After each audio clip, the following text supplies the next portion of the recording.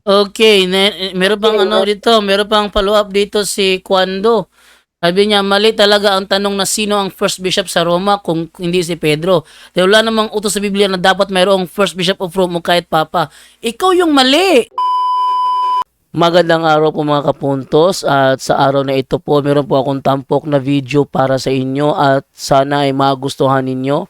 Kaya sa mga bago pa po sa aming channel, please po don't forget to hit the subscribe button at ang notification bell para maging notified kayo sa bawat video na ilalabas ko sa channel na ito. At bilang kahilingan po ng punto por punto team at naway maintindihan po ninyo, sana po wag nyo pong i-skip yung mga ads sa aming mga video.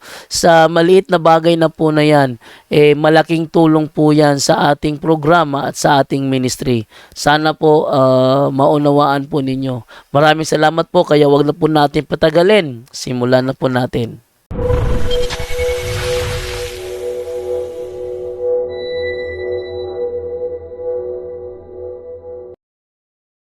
Okay, meron pang ano dito, meron pang follow-up dito si Kwando. Sabi niya, mali talaga ang tanong na sino ang first bishop sa Roma kung hindi si Pedro. Dahil wala namang utos sa Biblia na dapat mayroong first bishop of Rome o kahit papa. Ikaw yung mali! Imposibleng walang bishop ang Roma. May bishop of Antioch nga eh. May bishop nga sa Pilipinas eh. May bishop sa Amerika, sa Germany. May bishop nga sa Roma, kaya wala. Wait lang.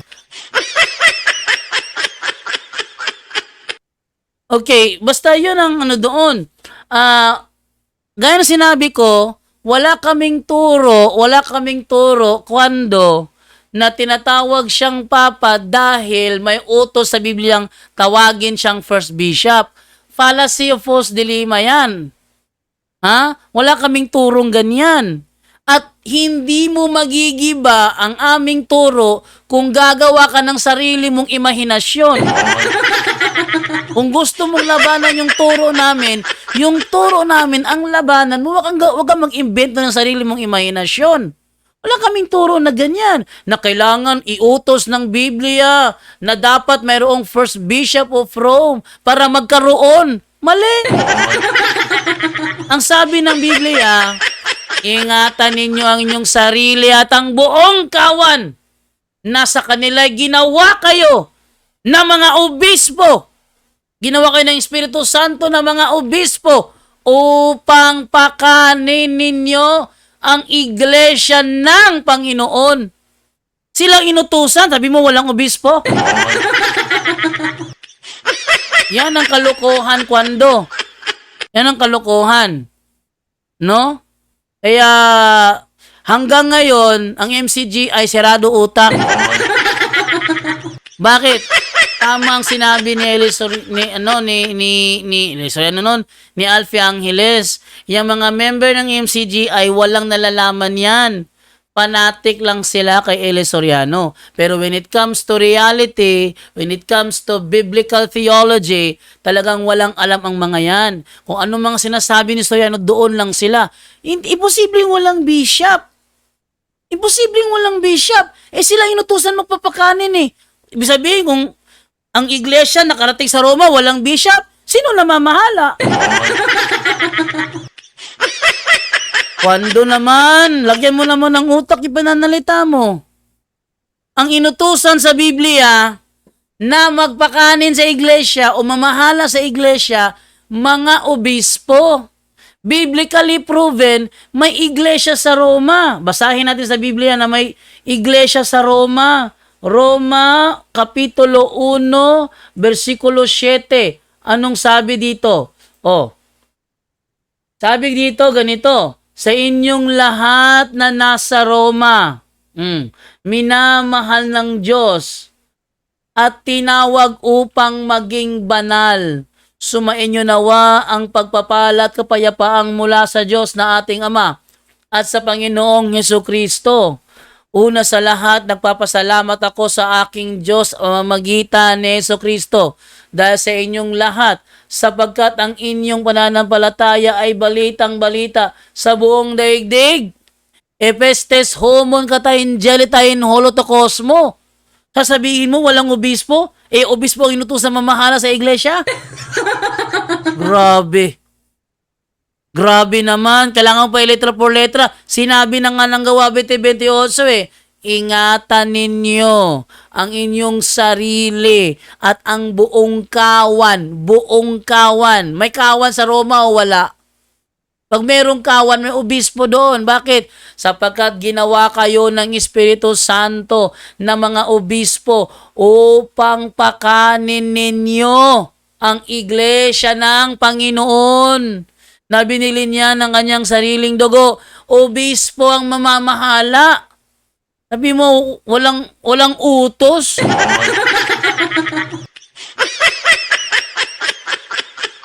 Ano ka ba? Kwando naman eh.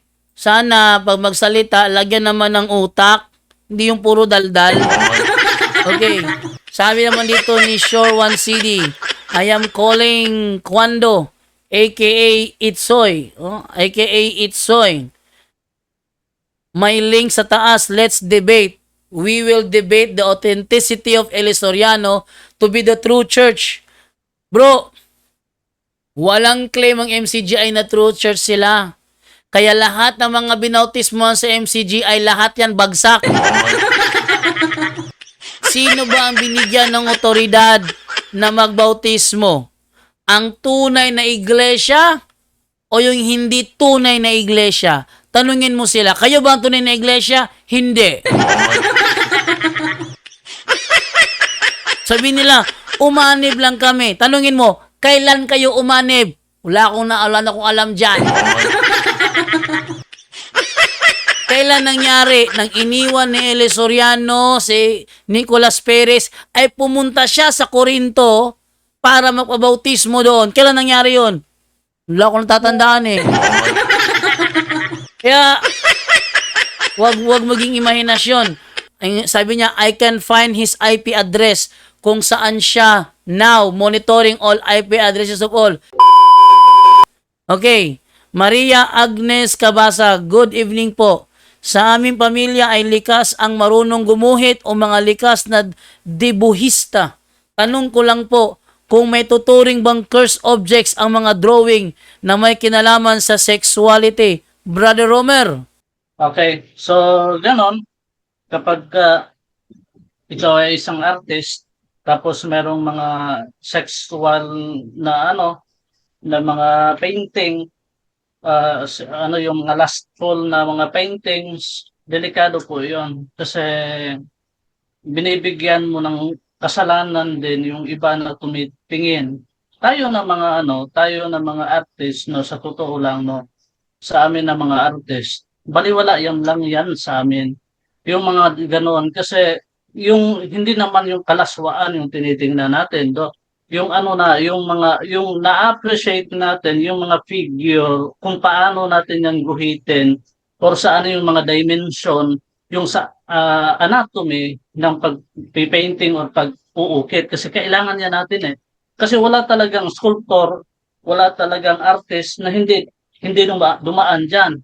Aminin ko talaga yan. Walang artist na hindi dumaan dyan, na tinitignan talaga lahat ng mga body figure. Pero alam natin na wala tayong nakikita na kalaswaan doon mismo, kasi yung artist, iba-iba kasi iba-iba kasi yung point of view natin. Pero doon sa iba na wala talagang ka-art doon sa mismo na mga paintings na dyan, yung nakita nila is lustful. So, delikado po kasi babayaran natin yan. Kasi meron nga nabasa ko sa Purgatory na libro, no, about sa Purgatory, na binayaran niya talaga. Grabe yung bayad niya. Yung isang artist na nagpainting siya na yung nude, nakahubad talaga na na figure ng babae. Alam niyo, binayaran kasi yung pagkamatay niya, nagsisi siya eh. Pero nung doon na siya sa purgatory, binayaran niya talaga yon. Grabe yung bayad niya talaga doon. Bakit? Kasi kumakalat na yung painting na yon. Ang dami na talagang na-impluensyahan. Baka gagamitin yon doon sa mga tao. For example, ngayon, na ang dami ng maka-access na tayo doon sa kahit na sa internet, pipictura nila yan. Tapos ano, baka ano pa tayo, magbigay pa tayo ng kasalanan doon sa tumitingin. So wag na po tayo, no, tayo na mga artist, wag po tayong mag-create ng mga ganon. Kahit na sa atin na mga sculptor o sa atin na mga pintor, kahit na sa atin hindi kasalanan 'yan kasi alam naman natin yung ano natin, pinagdaanan natin, dinadaanan talaga natin 'yan para mahasa yung mga kamay natin. So iba tayo doon sa iba na hindi mga artist. So iwasan po. Kaya nga po kapag meron kayong naiguhit or meron kayong naiukit na mga ganun, ikumpisan ninyo. Kung pwede, no? Kung pwede, mabawi ninyo yon sa pamamaraan na palitan nyo ng ibang imahe, pwede. Kasi pagbabayaran natin yan, yung mga ganoon na mga bagay. Kaya nga po, mag-ingat tayo sa ating pinag-drawing. Kasi babayaran talaga natin yan. So, yun lang ang sagot natin, Bro Jando. Okay, next question naman ito from Roland. Bro Jando, ang Mediatrix ba approve? Pero Romer, approve ba daw ang Mediatrix? Kay Bro Angel, so, ano na lang sa akin, no? Yung mga imahe, iwasan po natin. Kasi nga ako, pinagawa ako ng ano, no? Ng isang pare. Sabi niya, bro, ayusin mo yung imahe doon sa ano sa garage. Sabi ko, sige, tingnan ko padre. Pagtingin ko, image ng ano, Mediatrix. So sabi ko, hindi ko yung gagawin padre. Sabi, bakit naman? Mamamera naman yan. Eh, alam natin na meron talagang binigay yung simbahan about doon sa ano na yan, sa imahe. So, ayaw ko po. Tumanggi talaga ako na hindi ko po talaga ito gagawin.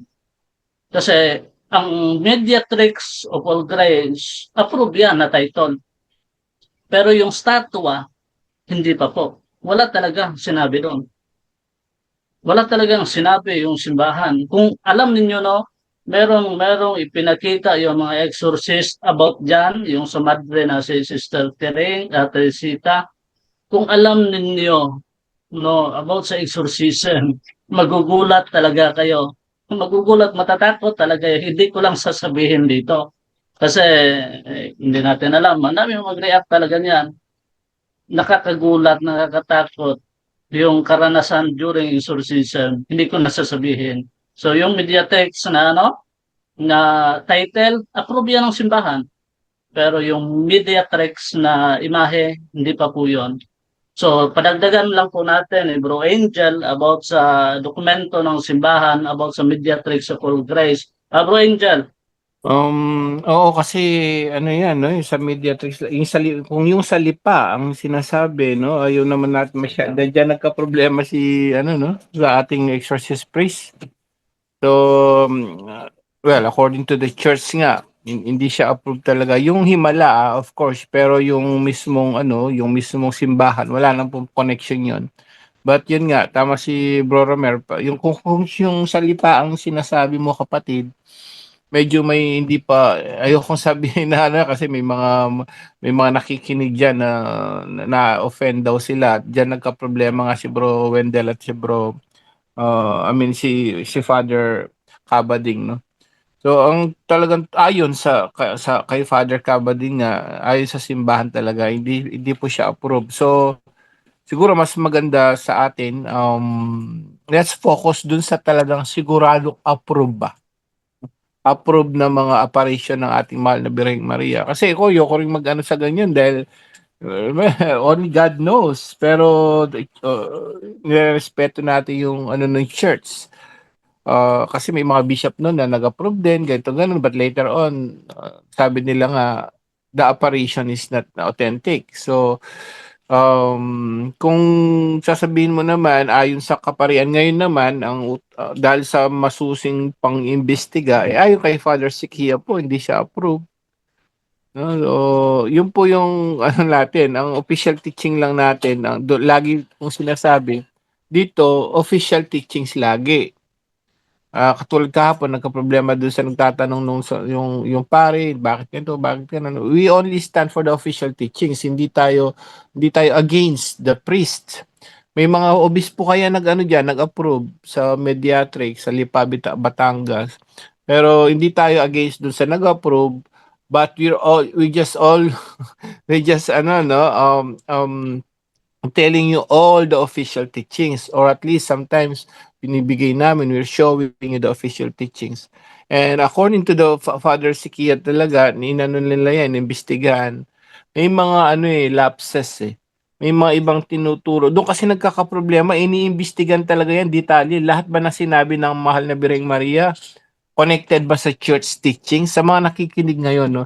Kasi mayroon doon sinabi siya na talagang hindi siya hindi parang walang kabuluhan yung sinabi niya ron na medyo nag-trigger dun sa authentication niya. So, ang church, kung official teachings sa mga nakikinig ngayon, mga ng mediatrix, alam natin may mga deboto diyan. Wala namang masama kung mag-ano tayo dun sa mga talaga yun, katulad ng Fatima at marami ng mga optional na devotional na apparition. Go to the we suggest na go to the approved by the church na mga apparition para mas safe tayo po doon. Yun po yung sagot natin, kapatid.